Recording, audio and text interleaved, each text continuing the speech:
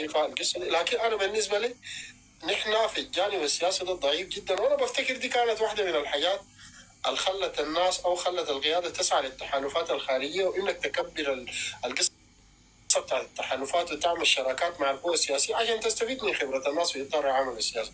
لكن انا بالنسبه لي الان انا بفتكر انه التاسيس دون الطموح. انا شخصيا ده رايي ومسني انه حكومه التاسيس انا بالنسبه لي دون الطموح اللي كنت خدت لها، لا في العمل الخارجي وجدتها، لا في شغل السفارات والتواصل مع المنظمات. تاسيس غائبه تماما في ملفات كثيره جدا، ما قاعدين نجد تاسيس يعني.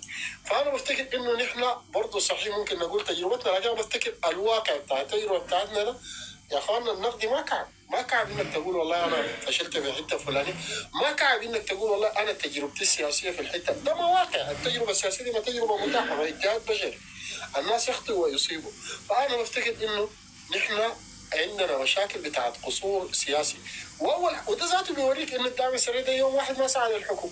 الزول اللي بيشع وداير يحكم بيكون مستعد، جهز وزارته بتاعت الماليه، علاقاته الخارجيه، سفراء، يعني ما داير يحكم دوله. هل يعقل ان الدعم السريع يكون اشعر مستاجر ابريل وهو حتى دولة عشرية؟ حتى السلطة المدنية اللي اتعملت أو الحكومات المدنية اتعملت بعد كم؟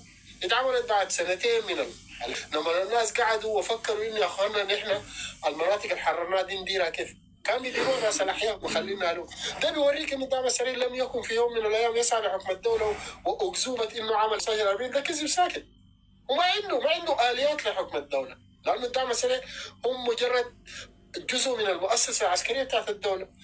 ولما جاء ثورة ديسمبر وقفوا معاه باعتبار إنه هم القوة اللي كانت بتحمي قضية الانتقال المدني وإلى ما ذلك. ولذلك أنا بفتكر إنه التجربة محتاجة نقاش. نحن من هنا لقدام خلونا نتعلم، لكن يا جد في حاجة لازم تفهمها. الحاجة ترى ما فيها قصة إنه أي حد يجيب لنا نموذج بتاع حارب الدنيا ما شفشفوا ما دقوا. يا اخي العراق دي الجيش الامريكي ده اكبر جيش في العالم واكثر جيش في العالم بيحترم الحريات والمواطن عراقي. السجن ابو غريب ده امسكه. الشفشف اللي حصلت شفشف اي حاجه.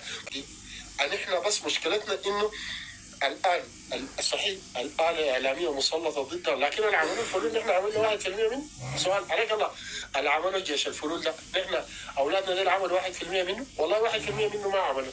لكن اللي بيختلف إنه دي آلة والدولة استغلت كل الآلات واستغلت الإعلام الإقليمي والمحيط الخارجي، قناة الجزيرة، قناة العربية، قناة الحدث، التدخين. قناة الجزيرة سقطت نظام الغزافي، قناة الجزيرة سقطت علي عبد الله صالح، قناة الجزيرة سقطت بن علي لما طلع الزول ده قال لقد هرمنا لهذه اللحظة.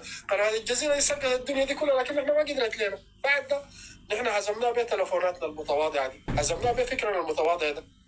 قناة الجزيرة دي هزمناه بإعلامنا المتواضع ده، سكتناه. كل الإعلام ده واجهناه بإمكانياتنا البسيطة، بمقدراتنا البسيطة، واستطعنا إنه نلجم قناة الجزيرة وقناة العربية الحدث وما فعلت شيء. الحملة كبيرة يعني الشيء اللي حصل لنا ده لولا نصر الله سبحانه وتعالى ولولا إيماننا نحن بقضيتنا، لو كان حصل أي زول تاني كان بقى ما في ذاته، ما موجود في الوجود يعني. فأنا بفتكر القصة دي كلها محتاجة إننا نجي نتكلم عنها في حلقات تانية زي ما أنت قلت. الكلام ده محتاج للتشعب في حاجات كثيرة جدا، وتجربتنا نحن إذا في أخطاء نجي نقولها ونقول للإعلام والله نحن أخطأنا في الحتة الفلانية، عملنا كده، سوينا كده. توجد اخطاء، نحن ما بننكر انه ما في اخطاء، لكن الاخطاء دي انا بالنسبه لي اخطاء ثانويه ما بتساوي حاجه قصاد الزول 50,000 ما بتساوي حاجه قصاد الزول آلاف الناس في النيل الازرق او في جنوب كردفان. عندنا اخطاء، نحن بشر يعني، ولو كنا نعلم الغيب. مع التجارب الحديثه بالتاكيد حيكون في اخطاء كثيره، لكن الاهم انك تصلح. شكرا لك. الاخطاء هي وارده، لكن الاهم انك انت تدارك الحاجه.